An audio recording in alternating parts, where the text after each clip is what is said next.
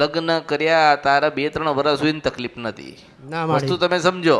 હા ઘરનું હોય કે બહારનું હોય એને તકલીફ દેવી હતી તો પહેલેથી જ દે ને. હા માડી. આટલા સમય શું કર તકલીફ ના દીધી.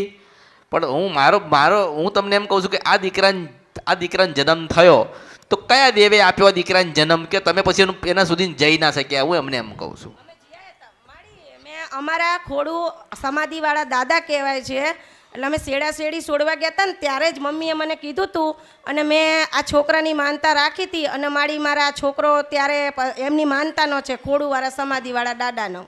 કયા ખોડુવાળા સમાધિવાળા દાદા છે ને એમની માનતા રાખી હતી મેં કેવી દીકરા માટે કે મને દાદા ધન દોલત નથી જોતી, મારી 2 દીકરીઓ ઢંકાઈ જાય, મને એક દીકરો દ્યો. તમે કીધું કે ભાઈ સાધુ મહાત્માની એક સમાધિએ ગયા હતા. હા માડી. બરોબર. હા માડી.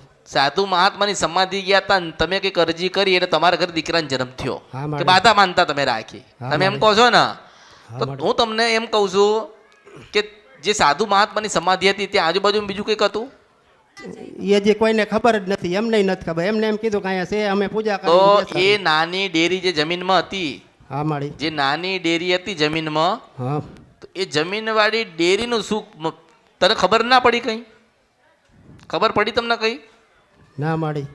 તમારા ઘરે એક મેલડી આવી છે દીકરો લેવા.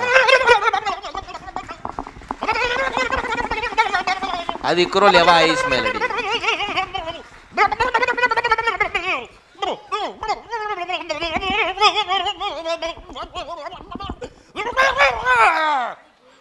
અઘોરીની મેલડી છે.